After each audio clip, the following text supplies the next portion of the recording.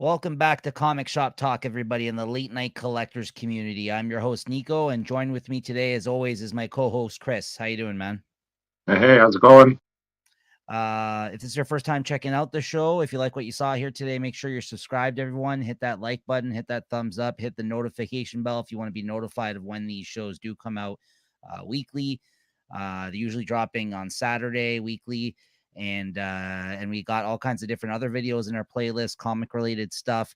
Just this past week, I actually just dropped a haul video, a comic book haul and review video where I review some of the collected edition comic books that I buy, like the hardcovers and paperbacks, things like that. And I actually give you a review on the things that I've read in the past month as I was picking them up. So that's the comic book haul and review video. I just dropped the March 2022 episode of that. So that's in the feed right now. If you go back and check it out, or you can go to the playlist. We have a comic book haul and review video playlist. But yeah, otherwise, thank you for tuning in. Leave us a comment if you want to continue the conversation of things maybe you guys are reading or your thoughts on stuff. And spoiler warning, as always, we got to give out a little spoiler warning for you guys here. Sometimes to get into the books and review them properly for you guys, let us know, give you our thoughts on them. We have to talk about what happened in the books. So, we try to avoid sometimes some of the big spoilers that occurred, if we can. But yeah, as always, we keep show notes underneath each episode. You can take a look and see where we talk about certain books. If maybe there's something you haven't read as of yet that you may want to read and come back and check out the episode again, you're welcome to do so. So yeah, that's our spoiler warning. And that all being said, without further ado, Chris. All right, let's talk comics. All right. Okay. First up on the docket today, we got a big release. I know this was highly anticipated amongst me and Chris here on the show as well. And it's got a lot of buzz out there in the streets, got people talking. This was a speculated issue because it's the first full appearance finally of Titan. So Chris, why don't you show off that cover here? Yeah. So unfortunately, I wasn't able to snag my physical copy in time. So I'll get Chris to show it off here for you guys. I'm actually waiting on my issue from Chris as well. Don't worry, Nick, I got you covered. I was about to say, unless it really skyrockets in the next week. Yeah, exactly. Yeah, hey, I don't know what happened to it. Oh, geez, I must only had one. Must have been some sort of an optical illusion that you saw on the show that day. I don't know what happened there, but yeah, Chris, what'd you think, man? I know this was you had actually teased it last week, so it's not really a spoiler. There was that panel with the Hulk Galactus in this issue, but as I guessed, it was just, I guess, the final level of his room. Yeah, that engine room. Yeah, it's funny how they just kind of went in there randomly because I didn't know why this Galactus had a Hulk face, but yeah. but he did. Yeah. What'd you think of it, Chris? Well, yeah, the Titan emerges. I've been waiting for this one. The new Hulk has been tossed around for a bit. That Titan there. Yeah. And they describe it as the Hulk's Hulk. So I don't know. I thought that was kind of weird. I just wish there was more of the Titan in this issue. He didn't really do all that much. He popped out. You didn't get all like big battle scenes with him. I thought I was hoping there'd be more. And it's the end of the arc, I guess. Yeah. The spoiler. I don't know if you want to spoil the incoming panel. I don't can't be a spoiler. It's been out there the whole time with the go ahead. Banner War. But I thought it was a nice final page. Yeah, this was some of the most fun I had reading a comic this week. In all honesty, I thought this was a lot of fun. By the end of this Smastronaut arc of Hulk, I know it kind of started off a little bit weird and confusing for us a little bit, this whole concept. And even in this issue, like, it is still a little weird and like, you know what I mean? Like, I think the more you pick it apart, that whole like Hulk's controlling Hulk in his head, like this whole business that's going on in his head and who's controlling what and how that's all working out. I think the more time you spend on that, like, it's still not the best. It's interesting and different, but it's like, I just like the smash them up kind of style. Yeah, you don't want to dwell on that too much to figure out how it works. That's where it's just comics. Let it go. Enjoy it. one of those things. It's like whenever you kind of talk about like time travel in a comic or a book for that matter, the more you pick it apart, the more it makes less sense to you because it's hard to explain something like time travel, right? So like it's kind of like in order to do so, you got to kind of go with it sometimes. So I'm like, we've gone along for the ride and we've enjoyed it so far leading up to this. So yeah, I really thought this was a lot of fun, like I said, and like you said, the Titan thing was the Hulk essentially. I guess him like just losing his cool or something, and then like some sort of new evil, most powerful version of the Hulk emerging out of him because they're talking about in the actual story, they're talking about all the different Hulks that have existed throughout his history and how everyone's got a Hulk. Rick Jones was a Hulk. Jennifer Walters has a Hulk. Like everyone's got a Hulk or has been a Hulk or something like that. And yeah, and as the story ended, he found a way out of that current universe that he was in because when the gamma bomb was about to drop, he used that power to open up like a new portal of sorts, right? Like I guess and actually suck that whole blast through with him in as well, it seems like, and that's where it's going to lead us into this story, this crossover between the Thor and Hulk books, right? So I liked it, man. I had fun with it. I thought the art was outstanding. I've mentioned it here before. Ryan Ottley, I'm a huge fan of his art. I think he fits this book. I mean, he's obviously not going to be drawing this next Thor Hulk crossover they already mentioned, but I hope he returns after this arc because if he's got time, if he needs time to draw that next arc of the book, I'm cool with that. But I hope this isn't the last we see of him on the artwork. So, Yeah, I just don't think the comic lived up to the hype. Like there was a lot of hype around this comic and around this Titan character, yeah. and I don't know, it just seems to be more of a figment of imagination than a real Hulk coming out. Unless he shows up later on again, and if he does, I'll be jazzed for that, I guess.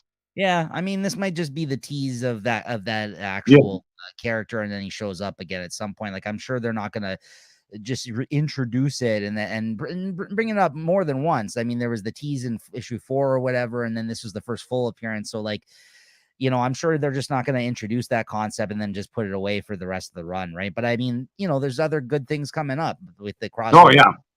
And Venom's coming apparently now after another character that Donny Cates has written. Venom's going to be showing up in the Hulk, or is that Thor? It's Thor, yeah. It's Thor. Like the way he's bouncing around a lot of characters he's worked with between his books right now. Donny Cates, I think he's doing a great job overall between like Hulk and Thor are some of my favorite things coming out of Marvel right now, right? So yeah, for sure. Yeah, no, I hear you though. I hear you. It was a lot of hype, maybe I'm not gonna say for nothing, but maybe to kind of just wrap up this story. Yeah, it's hard to live up to that sort of hype, I guess. Yeah, but all in all, yeah, it's pretty good. So, what'd you think? Yeah, I thought it was great still too. I'd give it a 4. Yeah, I gave it a 4 as well. Yeah, I give it a 4. Yeah, it was a good issue. So, all right, next up, here, bring this up actually on the screen. This one now. 1 second. This is World's Finest, Batman Superman World's Finest #2. We really enjoyed the first issue. Chris, if I'm not mistaken, actually, I think this may have been your favorite of the week when it came out originally. Yeah. That's what you picked on this one. So what do you think of the follow-up? Yeah, I'm still digging this comic. It's great art, great cast of characters inside there. A bunch of new characters joining in, so that's always fun to see. And I like the back and forth there they had between Supergirl and Robin. Thought that was kind of fun, and the way I think Robin's just kind of hanging there sulking at one point while I know where they're time traveling, but that's another part of the story. I don't know. I just kind of let it go with that, but I thought it's great. Yeah, I can't stress this enough. I think 2 issues in, the one thing I wrote down about this was I think this is the best bang for your buck superhero comic out there right now, honestly, because it is so dense. There's so much happening in each issue so far that like even this issue, like you got the Doom Patrol, you got Billy Batson, no Shazam yet, but they're I'm sure like because he was prevented from turning into Shazam, he's gonna probably show up hopefully by next issue. You had Felix Faust, you have the ancient civilization type stuff going on, you got the great art, you got Supergirl coming in, we've seen 20 different people or concepts within the last 2 issues, total right now. Honestly, it's great. It's fully immersed within the DC universe. Like they make you see that like this is a Batman Superman book, and we're throwing everything at the wall and seeing what's like we're like they're out there, they're conversing with other superheroes, they're running into people.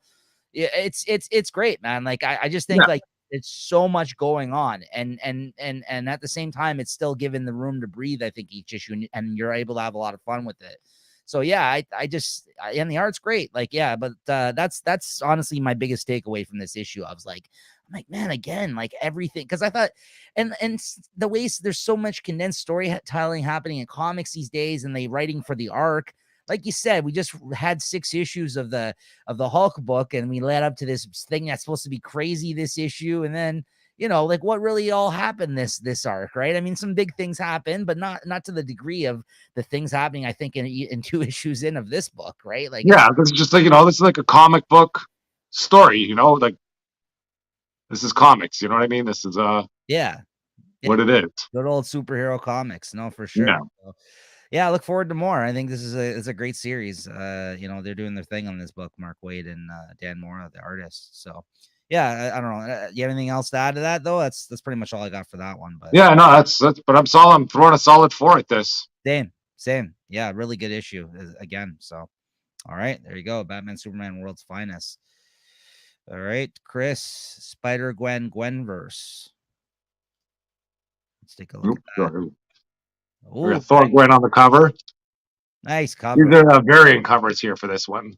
That's an awesome cover. That's Greg Land. Yeah. I think that Land's got a whole series, basically all the Gwens and the different Gwens out there. And in this one here, there's a whole bunch of Gwens in this story. So you got Ghost Spider, there's Thor Gwen, there's Captain America, there's a Wolver Gwen, and I think Iron Gwen is incoming. Wolver Gwen. Yeah. Sorry. Like, I think here, Ghost Spider, she's going through this multiverse trying to chase down all these different Gwens that are sort of part of her. So when she sees like Thor Gwen, she goes, I can't believe it's me, connected to Mr. Murder Hands, as she likes to call him. And there's also a young Tony Stark and Norman Osborn here that they kind of threw into the story. And it's just it's becoming a very fun comic to read. Like, they had Thor Gwen, her talking. I don't know. Her talking about like her posterior and how it's going to be like the posterior to shame all others and all that sort of stuff. That is just fun stuff. And let's see. Like I say, I bought them for the Land covers, but once again, the story's sort of warming up inside, and I'm kind of following it, even though it's kind of like an Archie comic, but superhero-ish. Okay, that's cool. Yeah, I like that. So it's nothing, there's no earth-shattering, grim stuff in there. It's just them kind of running around trying to find each other. And I think each one of these Gwens are supposed to represent a different part of her kind of psyche. But hopefully it doesn't get too deep in there. Yeah. And once again, I'm going to throw this, I'm going to throw this into another hard 4. I'm liking what I read this week so far. Nothing super spectacular, but just all good stuff. Same here. You're going to hear a lot of the similar score ratings from me as well. I'm going to put that out there because as well, it was a small week, but a really, really good, like solid week and of decent books, like all kind of books that were like, I don't think I had any big stinkers out of the bunch here today. So luckily, so yeah. So, all right. Next up, we got Catwoman 42. Yeah, I got Catwoman 42. It's one of the variant covers. Nice. Unfortunately, I can't really appreciate the cover here as well as it is. This is a great cover. I don't know if you can kind of get them. Back it up a little bit. Yeah, that's a nice cover. It's hard to see, but it's a great cover in there. There's more detail than her just kind of sitting in a black costume. And it was a perfect variant cover for Catwoman 42. One thing I like about this book, there's a lack of hype for this book, so I have no idea kind of what's going on. I think I pick up a few issues here and there of the story. And just make it even better here. We got Selena versus the Black Mask. And then the story delivers in here. I think she kind of gets a bit of a heads up that the 5 gangs of Gotham or whatever are trying to kill her. And the Black Mask is there. And they're all kind of keeping their hands off her because of Batman. And then the Black Mask was there. And he kind of told them, look, I can take care of Batman if you guys want to take care of Catwoman. Mm-hmm. And then, so that's why she goes after him, and then he goes after her, and she goes after him. So I don't know, it was a good story. It's kind of a bit of swerve in there. Like you think she's going after one person, but it's somebody else. And I just thought it was a great comic. And once again, I'm giving that another decent 4. Yeah, I think Ram V is actually the writer of this, who's going to be doing Detective soon. I believe he's still the writer of this book, if I'm not mistaken. Ram V. It's Greeny Howard, this one here. Oh, Teeny Howard now is okay. So Ram V's off of it then. He wrote it for a little bit, but yeah, I guess we're issue 42. I think he wrote it for like probably through the 20s into the 30s or something. Yeah, Ram V. Okay, my mistake. Yeah. Oh, interesting. Okay, that's good. I haven't really connected with her work, I feel, because she wrote some X-Men stuff, and I didn't connect with that. But I'm glad to hear that she's good on this book, because I always like a good Catwoman book. So I'm gonna have to check this out. That sounds good. All right, cool. All right, next up we got, speaking of Catwoman, another good Catwoman book with Catwoman Lonely City. And this is issue 3, one more to go. This is the DC Black Label. Again, more of the oversized kind of DC Black Label issues. Not all of them are like that. Some of them are regular comic book size. It's like more of like magazine size, which I don't mind when they got really good artists on the books. So I know Chris refuses to buy one that size. He's got standards, everyone. Don't fit in the box. Hey, listen, that's why they got the magazine size boxes for. They're going to get like fucking 50 of them. I didn't see you complaining about that Marvel Illustrated issue the other week. That's the same size. That's why it's all beat up. Yeah, so this was another good issue. Like I said, one more to go. The disappointing thing in regards to that, though, is while this has been bi-monthly, I feel like, although I think this issue may have been a little delayed, number 4 isn't coming out till August, so you got to really wait for that last final issue. But again, this is all one guy doing this. This is Cliff Chang writing this, drawing this. I believe he might even be coloring it. Yeah, written, drawn, colored, and lettered by Cliff Chang. There you go. Ooh. So he's doing it all. So that's okay. We'll give him the pass, guys, in that sense, if he's a little late with that one, because these are oversized. These are like 48-page issues, right? So when you do, or somewhere around there. So when you do 4 issues of that, all said and done, like that's a whole, that's like a year's worth of work for a usual artist, right? So this was really good, man. I mean, I actually realized, because I recently read Rogues, and I believe you read it after I talked about it on the show, that this is very similar to Rogues in the sense that this is also a story about a superhero getting old, which we don't get to see that much. But there has been a bunch of these type of stories being told, I think, right now, but also from DC Black Label. This is a story about Selina getting old in prison and then coming out, and again trying to do that one last score type scenario with a band of other criminals from her past that she knew, like Killer Croc and Riddler and this kind of thing. And actually in this issue, Riddler, who's been back in her life again, helping her out with this current thing that they've been trying to pull off, which is getting into the Batcave, because it's Batman's dead and this in the future, and it's been abandoned, and she's trying to get in there to get something. Is Riddler and her actually hook up in this, which I thought was interesting, because I've never thought of those two as an item, but they actually ended up hooking up in this issue after, I guess, they there's a character that ends up getting taken out. Oh, spoiler in this one. And at the end there was an appearance of Etrigan, who I love Etrigan the Demon whenever he shows up. So that and the great art and just, I guess, that, like I mentioned, the premise of the one last score with like older superheroes and it being actually a really interesting story. And Two-Face is the mayor in this series, in this timeline, and he's actually the one who's putting the screws to these guys and trying to mess up their operation, because he runs like the whole GCPD. And he's got like a task force of people that are roaming the city, like actually trying to actively stop these guys, right? Because this is we're living now in a world where there is no like superhero presence here, right? So yeah, so it's really good. I think it's been a solid series. I give this one in particular another 4.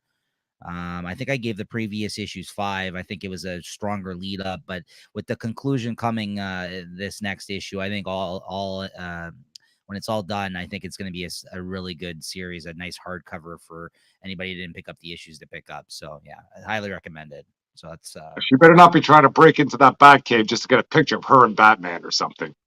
no, well, it's not that, but you'll see. It's I don't want to spoil what she's going to get, but Something sentimental then. yeah, it might be. Who knows, right? I don't know. But it's not that, I don't think so. All right, and then next up we got Batman the Knight #4, a book that I had previously talked about possibly dropping, but then with the announcement of Zdarsky on the main Batman title, and this being his, I guess, Batman year one of sorts, or I guess Batman prior to year one, like him actually training prior to becoming Batman. Batman Begins, I guess Chip Zdarsky's Batman Begins, or whatever you want to call it. I ended up sticking around because and the last issue was actually really good, so I was like, okay, I was glad. But then this issue is pretty basic, to be honest with you. I mean, this is it was decent. It was Bruce. He makes it to like a dojo in like the mountains to train under the tutelage of a martial arts master. I mean, this story's been told a bunch before. That was the only thing. That's the reason why I'm calling basic. And we've even seen this story, I'm pretty sure, with Bruce when it came to like the League of Shadows type shit, when you see him with Ra's al Ghul type stuff in the movies. And this isn't Ra's al Ghul, this guy that he goes to meet in this one. And so like, then he basically befriends somebody when he's there for whom follows him as he leaves, like, they oppose the master's wishes, and he leaves the fucking the mountain, like where he's training, because some guys rolled in one day and seemed like they had like the lay of the land, and they just like allowed them to come in, and they didn't test them like they normally would outsiders. And Batman's like, Bruce is like, hey, what gives? And he's like, what the hell? How come these guys just get to kind of roll in here? And he's like, and then he found out that the master, the martial arts master that runs the place, he allows assassins on the come up, essentially, to they force their way in there. Like, he allows them to come through and get trained, and for turning a blind eye to these people that they send. Like, some person sends him like assassins that I guess he wants trained, and maybe that's Ra's al Ghul, I don't know. He's allowed to live in the mountains because he was like outcasted from like from the town that he lived in. Like, he got mixed up in some business, and he was basically had to fuck off and find somewhere else to live, and they allow him to do his thing in the mountains and turn a blind eye to his operations, if they allow these people this steady flow of their training of their assassins to come through. So it's kind of like a little bit of a trade-off. But Bruce is like, you're training people that are going to go out in the world and do bad things. Like, I can't stand by it and watch that go down. He's like, oh, you're almost there. You're going to be my most prized, fighter. You're basically, better than everybody here, blah, blah, blah. And he's just like, nah, he's like, I gotta go. I can't allow this. I can't, turn a blind eye to this shit that's going on. So him and his friend that he befriends, he actually follows them on the way out. They end up fighting a bunch of these assassins on their way out of the dojo or whatever, this monastery where they're in. And yeah, that's the end of the issue. They just leave, right? So it was, basic setup. I've seen it before, but I thought it was well done, and the storytelling was good. So I gave it a 3.5. But I mean, it's nothing new. Not even new ground for Batman, for that matter. But I think with it only being a 10-issue series, if you guys want to see something where he's not actually Batman, this is Bruce going around the world learning things, meeting people, having experiences. It's a little bit something different, I guess, from what your regular Batman fare is to be expected of these days. So, all right, Chris, Avengers. All right, Avengers 55. Oh, you okay there? Yeah. Did I give a rating on that one? Yeah, I give 3.5 if I didn't give a rating. Yeah. Man, all right.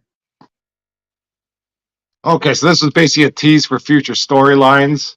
We got the Serpent Society trying to summon Mephisto, and then Nighthawk comes in, take care of the Serpent Society, and then the Avengers show up as Mephisto kind of gets summoned. So he sees them there and goes, oh, hey, guys, this is what I got in store for you. And what he does have in store does seem pretty brutal. There's like a whole splash page here of all these different Mephistos and All on basically Holy cow. basically said war is coming, get ready. Holy cow. All right, that's not good. And that's it. Yeah, we'll see you soon. You know, once the last Earth falls, and then the Great Red Flood begins, and they're like, oh, we're in trouble. So they get one new Avenger. They get the what's his name, Blackhawk or Nighthawk or whatever his name is. The Marvel Batman, as they like to call him. Oh, from the Squadron Supreme, that guy. Yes. Yeah. Okay. Yep. Yeah, it is basically the Marvel Batman. Yeah. And then, you know, at the end, a nice hopeful picture there. You got the Thor leading the Avengers, saying Avengers assemble. And I don't know if you can see on this one, they had a little tribute to George Perez there. Oh, that's good. All the Avengers there taking a drink down for him. So that was a nice ending to the comic. That is, yeah, that's cool. Very cool. But you know, like the arts and side's great characters in there, but nothing special. And I give this a 3.5. 3.5. All right. Next up, Captain America 0. There we go. Look at that cover. Boom. Oh, there's a sweet ass cover. We got Captain America, our Alex Ross. Yeah, that is a nice one. Very nice. Just keep that big page up because holy smokes, the art inside this one was crazy. It was something I did not expect. Like the first page there. I don't know if this is a different style or something. Looks painted or something. Yeah, you got Captain America throwing the shield. You got Sam Wilson there. Yeah. Just a whole ton of all these kind of splash pages, all these iconic poses of Captain America and I guess the other Captain America kind of throwing his shields. Where's the other one? No, this one's harder to see, but you got it in red there where he's got the shield flying. Yep. Nice. Some good nice layouts. You know, kind of those big kind of page shots look great. The little smaller panels sometimes lose a bit of it. Mm-hmm. But, you know, like even something like this, we got the explosion in the background or something. Yeah. You know, it's not really kind of a comic book style, but I still think it's great. I think the artist, I made a note of who the artist is here. It's, Mattia Lewis or something. Iulis. Okay, not familiar with him. Okay. Yeah, I was wondering if maybe he's done other stuff like this before, but yeah. But it worked for you, the art. You really enjoyed. Oh yeah. It didn't disappoint. It's full of, like I say, it's full of all those iconic poses. How about in terms of because this is, I guess, the one of the first of I guess they're doing a mini series and two ongoing series are going to be going on at the same time by the same writer. Was this a good setup of sorts for this? Yeah, basically this one just kind of sets the tone that there's going to be two Captain Americas and they're both cool with being Captain America and they're doing this together. You know, like here in this one, Armin Zola has Sam and Steve, trapped on a rocket as he's sending some rocket out into space and it's going to blow up and then turn everybody in New York into dinosaurs or something. Mm-hmm. And so as the rocket takes off, they jump in, to try and stop it. And Armin Zola, that TV screen that he is, even he's great in this one. Like the way they have him drawn, I thought it was great. Yeah, and he's in there, and all he's doing is just freaking trashing America, trashing all the stuff that they did to Steve, all the stuff they did to Sam. He's like, oh, how can you be a soldier for these guys? All they're doing is playing you. You're a puppet. And he just makes too much sense in there, though. And it's not like Captain America has anything to say at the end. All he says, fucking throws his shield at him. And but then that's it, and as they break down, then you have Sam and Steve going, do you want to be the uncanny Captain America and I can be a spectacular Captain America? They joke around about that stuff, but basically I think it's just setting up both those series. And okay, and again, it was like the art was surprising. I bought this basically just for the cover. I don't know if I'll be following both of them of the next one, but I'll definitely take a look at them online. And if if you've got that same artist running it, I don't know if it's just a one shot for him. I might be more interested in picking them up. Yeah. But the story, is so-so. But I think the art and the cover, that'll take it up to a 4.5 or 4. I mean 4. Sorry. Okay, nice. Don't want to get crazy. Yeah, calm down, guys. Chris doesn't give it up that easy. You gotta really wow him. No, that's good though, man. I know we were talking about this and whether or not we're gonna check it out. I'm glad it sounded like it was pretty good. So yeah, I'm gonna have to check that one out and trade or something. All right. Next up, we got Batman Reborn 11. Put this up here. Let's see here. All right. So this is the penultimate issue. A bunch of the characters meet up and come to the realization about their current reality that they're in. Multiple worlds are colliding right now, and the heroes are all basically coming together for one final stand, essentially, to help save their universes. So, like I said, this penultimate issue. So there's one more issue to go, and the 12th issue of this Black Hammer Reborn.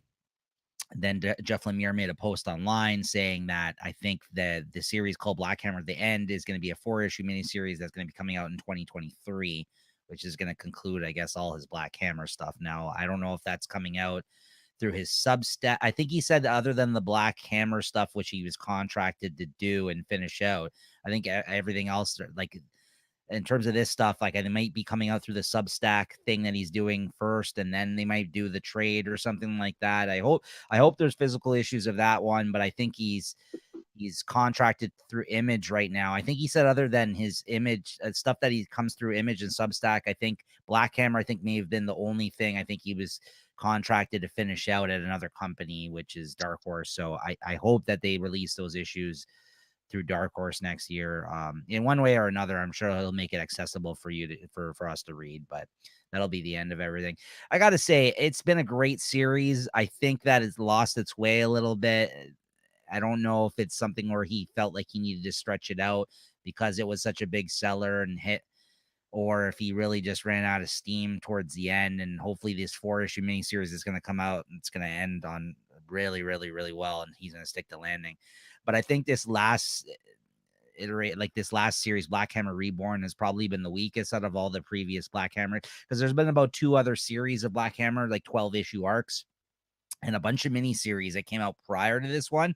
And this Black Hammer Reborn out of the main Black Hammer series that have come out, I think is probably the weakest of the bunch, unfortunately. So I just don't know if it's because of everything he's got going on, if it's like, so I really hope that miniseries that comes out ends on a really good note and he really brings it home, because I think this is one of the best creator-owned superhero type series that have come out in the last long while, at least for me, and I'm a huge fan of Jeff Lemire. So yeah, this particular issue I gave it a 3.5 though, and here's hoping. It's I just think it's kind of ran out of steam, like me in a hockey pool recently. Oh. I'm gonna crawl to the finish line, it looks like, as this book is. So all right, and last but not least, we got Nightwing issue 91 here for you guys. Chris, what did you think of this one? Let's see here. Got Nightwing and Flash. They seem overpowered in this issue, They kind of take care of business pretty easily all around. Not that that's a bad thing. It's fun watching them do their stuff. And I don't know, but I feel that something bad might be on the horizon just because everything seems to be going so well for them there. But who knows? And also, I'm just thinking, with that KG Beast there that almost killed I guess, Dick Grayson a while back, and Flash seems so upset about him. They don't really do much to him. What, you going to tie him up and give him to the police?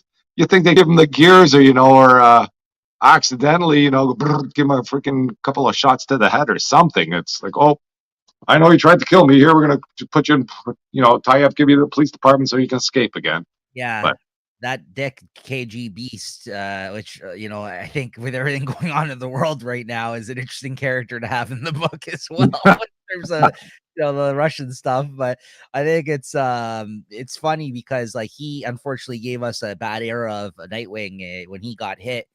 He got amnesia by KG Beast. He got amnesia, and that's when he became Rick Grayson for a little while in the comics. So there's that was previous to I guess Tom Taylor's time on the book. So I didn't read it, but I heard a lot of people really hated on that because he was himself, but he wasn't, and it was just a weird time for the book apparently. And so the fact that they actually brought that back sort of here, and he had a moment to kind of at least mention it, reflect on it, or like you said, threaten him, but not ultimately didn't really go anywhere.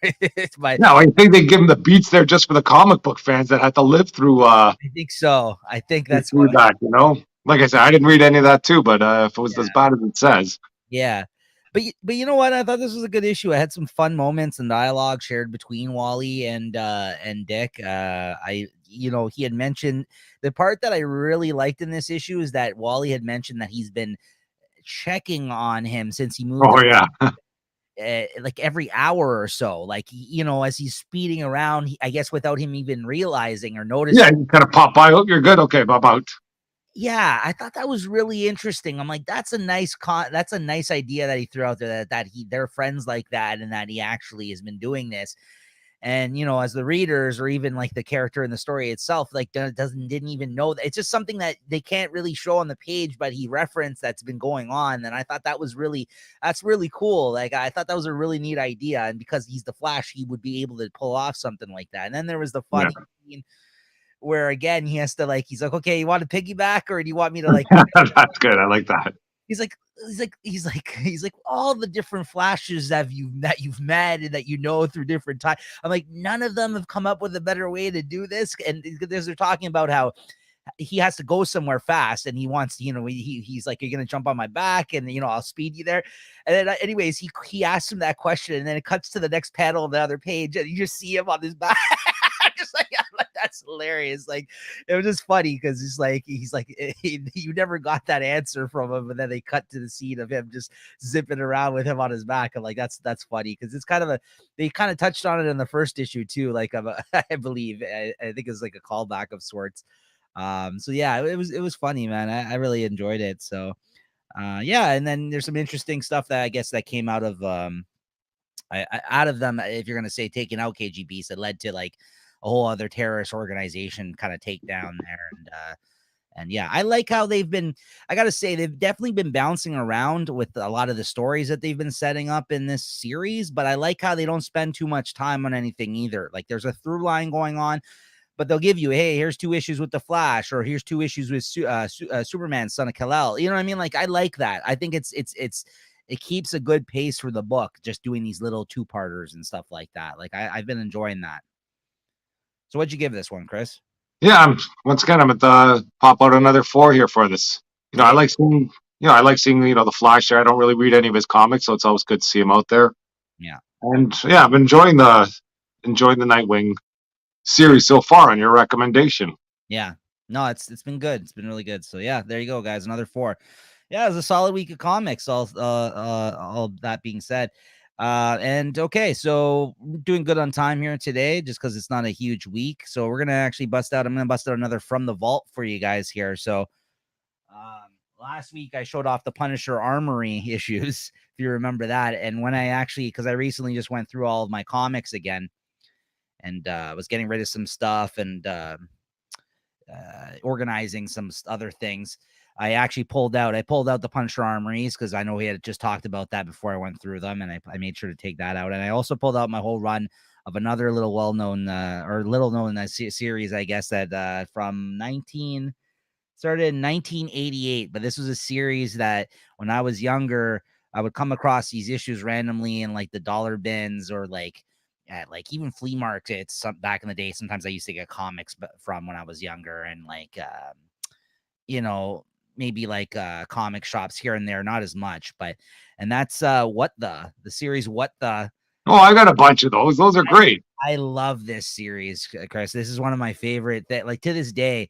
I finally tracked down, and these are hard to come by now, I find, because it's not like it's a hugely popular series. So you're not going to find like a section for them in every comic book store you go to that has like a back issue bin, right?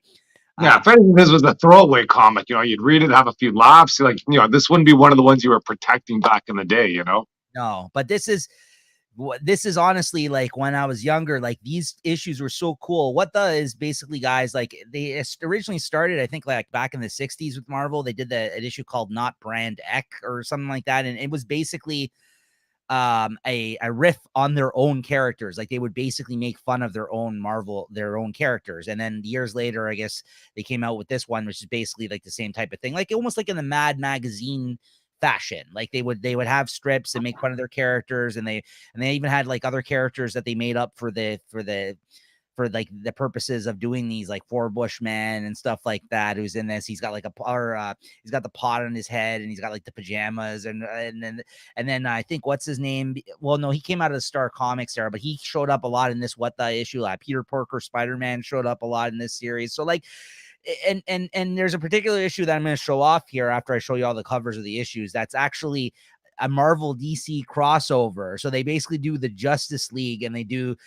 the Avengers, and they make fun of all the characters, and they just give them stupid names. Like, and I don't know, it's just fun. I used to have so much fun with these, and they actually got some good talent, some good cartoonists back in the day that did these things as well. But it's just, I like when they're able to make fun of themselves like this, because like, you know, comics should be fun, right? Like there's some wacky shit that goes on in comics. So the fact that they would pull back and make fun of their own characters, I loved these when I was younger. I still do. And I recently just tracked down the last issue that I needed for my full run, Chris, of this series. Nice.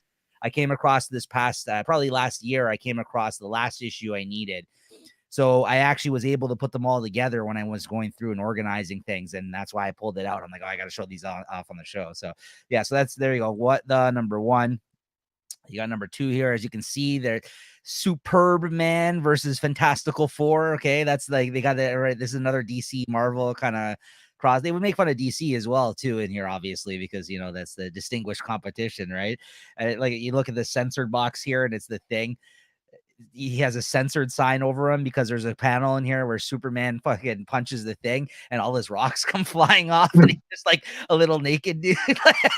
So I remember that one. And then here we go. See, this is what the number three, Spider-Ham versus Raven the Hunter. So it's just all animals, right? What the Mutant Beach Party, number four.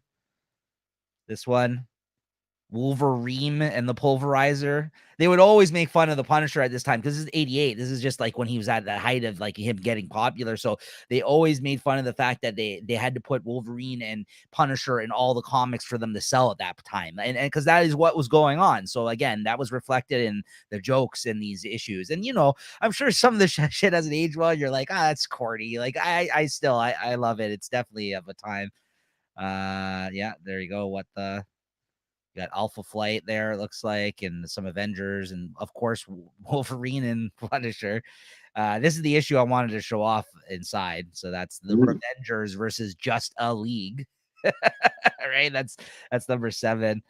I'll just go through these a little bit faster here. So yeah, that one's I guess cover something on the back of that one. Back off, you hosers. He's Canadian, guys, don't forget. Xmas special. I think I got that one. All right. Wolverina. There you go. The Savage Wit of What the. It's like a Conan type cover. Savage Sword. Visible Woman. This is a nice cover. I like this one a lot. I think I might have that one too.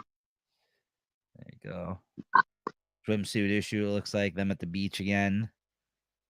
Another, I think that might be another Christmas issue with some Spider-Man foes there.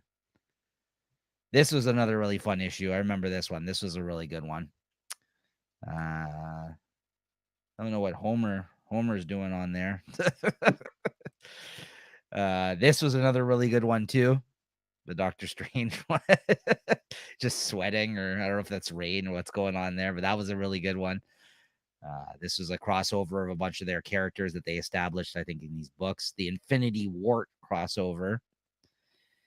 There you go. You got a Weapon X right there, homage. All this shit stuck in him. Punisher, bunch of aliens attacking. He's like, sorry, I don't do aliens. And he's walking away. Again, you got to love these word balloons on the cover, too. I think that's when like there was a comic called Super Pro back then that was an actual NFL player superhero comic. Yeah, I think they had some sort of crossover or something. Yeah. This is again one of my favorite covers as well. This one. This is an actual Infinity Gauntlet issue. This one. They roast the Infinity Gauntlet, making fun of, I guess, everything going on with that at that time. This is the issue I couldn't get my hands on for the longest time. This is 25, the Mutant Parody issue. I never had this one, and this was the last issue I needed to complete my set. So that's the X-Men one. And lastly, issue 26, Spider-Ham 29.9. This is during that period of time. So, guys, if you're out there and you hit the cons this summer again, hopefully for the first time, I know I will be, or places where they have back issues, definitely look out for those, because they've never collected them in anything yet. Even though they reprint all kinds of different things these days, maybe they would eventually get to it, but there's no reprints of these comics out there. So the only way you can get these, even though there's so many collected editions these days that I also kind of buy, but there's no collections of this out there, guys. So you have to buy the issues of this series. So, and yeah, you can see this one's a well-read and worn issue. I read this a million times when I was younger, I feel like. So yeah, so let's take a quick look through here. Yeah, you got the rundown of the Revengers and Justice League here. All kinds of who worked on this. I don't even know if it says here. Oh, Scott Lobdell wrote this. We did a lot of X-Men stuff here. I'm not a huge fan of him, but back then he was kind of a big deal, I guess. He was getting a lot of gigs after this. But yeah, even the newsprint really yellowed, and I don't know how good it'll show up on the screen here for you guys, but I just wanted to. Oh, who's that? Ivory. I don't know who that is, but yeah, I see all the Justice League. Batman's freaking out. He's got his tongue wagging here. They're freaking out about this. Martian Manhunter, and there's Joker. Oh yeah, and this was a joke about the cartoonist looking down on the editor looking down on the cartoonist who's drawing, looking down on somebody else who's looking down on somebody else. Like, it did one of those kind of joke things. They're all spying on one another. Yeah, and then they basically just fight. Nice. Look at that. Again, if you're a fan of Mad Magazine or spoof type stuff, anything like that, these are a good pickup. They even have like fake ads and like actual games and stuff sometimes in the issues. Yeah, again, geared probably towards a younger crowd. Like I said, when I picked these up, I was awful flight. I was really young, so yeah, I got a kick out of them. So you said you picked up a few. You have a few of these issues, Chris? I should have a few of those kicking around. Yeah. Yeah, so Bugs Bunny. That's probably why you don't see a reprint of these, though. I don't know if they can get away. I mean, I think isn't the rule like if it's for something that you're spoofing, you're allowed to. If it's a parody or a satire, you can kind of get away from copyright stuff. Right, because it's not really the characters that you're. That's why you have to change the name and you got to do stuff to it, right? So maybe they could reprint this one day. I mean, even if they came out with a collection of this, I would buy that as well. I'm not gonna get rid of my issues, but because it just took me forever to track these down, all of them, and like because I just had like a handful probably left, right? But I would definitely double dip and buy a collection of this for the shelf if it came out. Bullish bulletins. Look at this guy. I don't know what's going on there.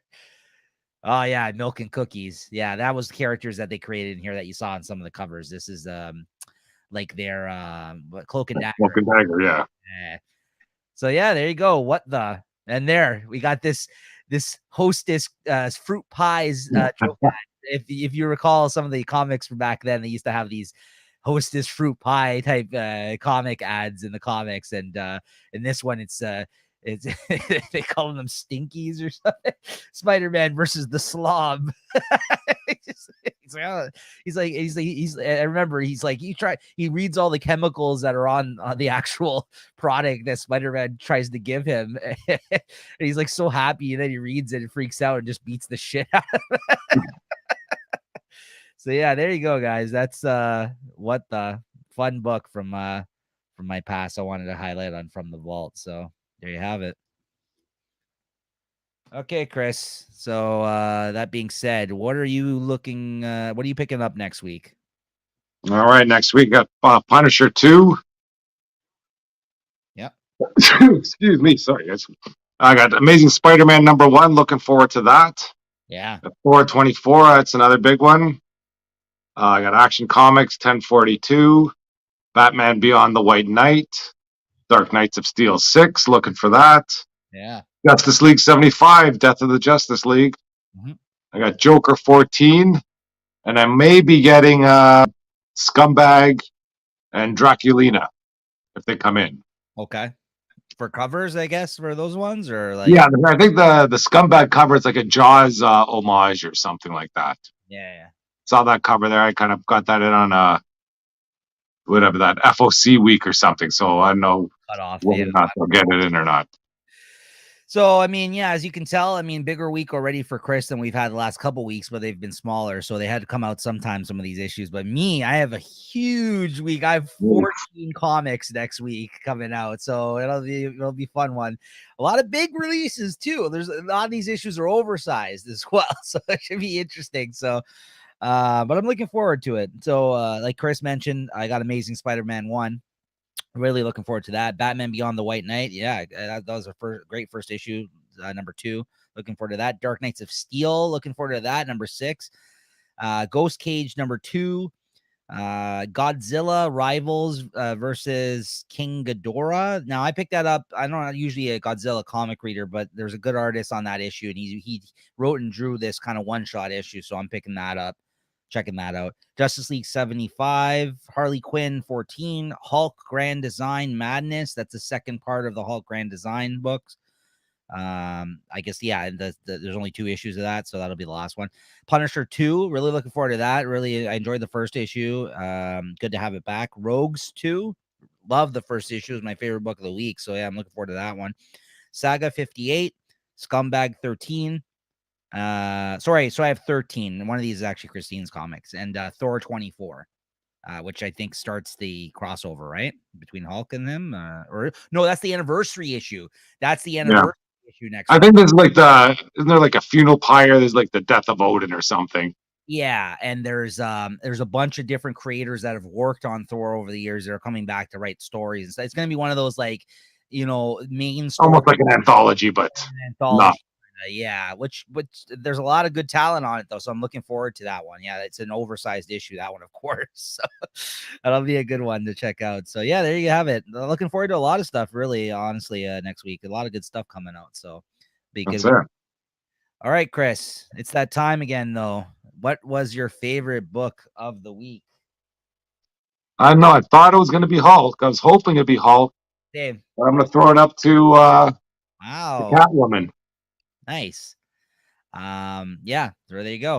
Are you going to be continuing with this now? I guess, is this something that you're ordering regularly, or was this like based on? No, I probably won't be continuing with it, but maybe I'll be reading it online a bit more, or see kind of covers they throw out. If they keep on, like a Jenny Frison cover. I don't know if that means anything, but She's good. Yeah, she's good. She's one of those cover artists. A lot of people. yeah, like those sort of these kind of just silhouette covers almost. There's not much in the background, but that's decent. Yeah.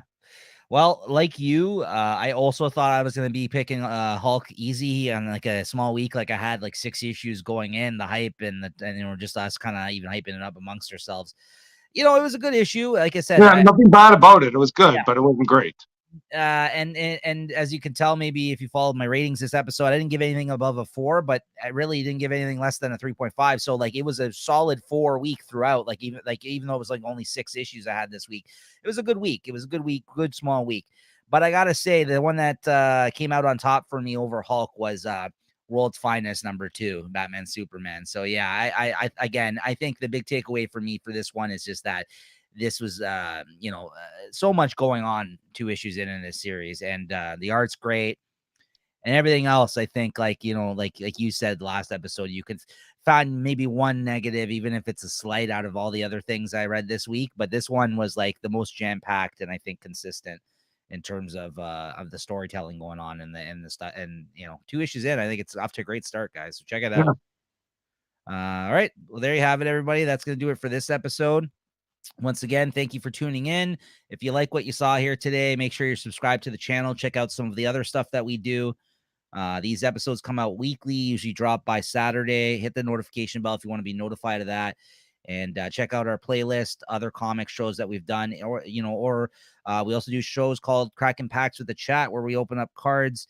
Chris has been on that show quite a few times. If you guys are into sports cards, he opens up some hockey cards on there sometimes. We open up Dragon Ball cards, Pokemon cards, all kinds of different stuff. We talk about cards, just shoot the shit, have a good time on that show as well. So yeah, make sure to check it out. And I just dropped my monthly comic book hauls and review video, as I mentioned at the top of the show.